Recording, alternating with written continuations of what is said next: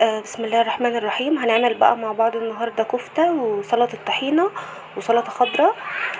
معايا هنا بصله مفرومه، ومعايا هنا معلقتين من ورق الكزبره مفروم، ومعايا فلفلايه رومي مفرومه.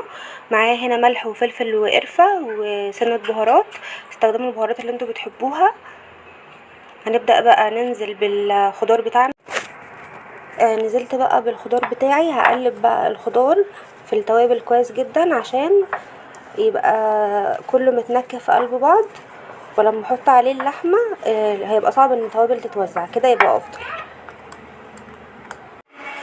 نزلت بقى باللحمه بتاعتي، هعجنهم في بعض كويس جدا لحد ما يتسمغوا، يعني يبقوا عجينه كده.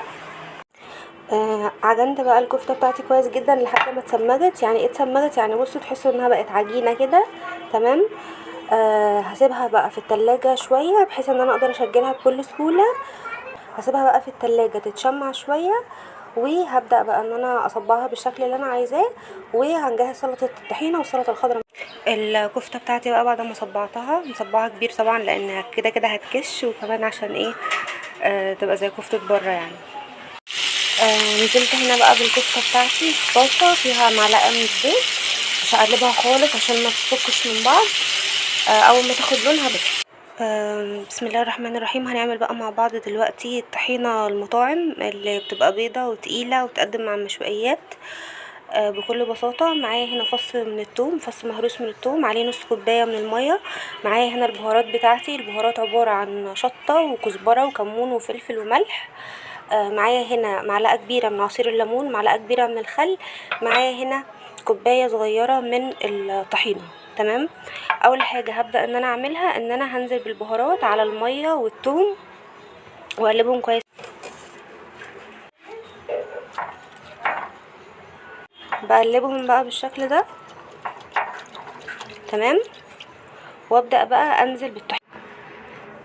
قلبتهم بقى ونزلت بالطحينة. في الاول هتحسوا انها فكة من بعض، لكن قلبوا هتربط معاكم. المية عادية جدا بدرجة حرارة الغرفة.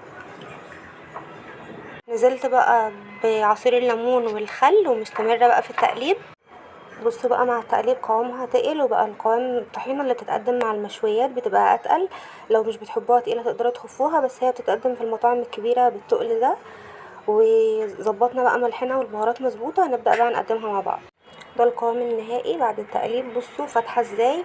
ازاي بقى نخليها فاتحه وجميله قوي كده؟ بان انتوا تعملوا التريك اللي انا عملتها دي، ان انتوا تنزلوا بالبهارات على الميه وتقلبوهم الاول، بعد كده تنزلوا بالطحينه، مش العكس. هتفرق معاكم جدا في اللون. وبرده الخل والليمون مهمين عشان الطعم، وكمان عشان لونها يفضل فاتح وجميل. قدمتها بقى بالشكل ده. حطيت شطه وكمون زينتها بيهم، وورقه بقدونس كده عشان المنظر بس. زينتها بقى بالشكل ده.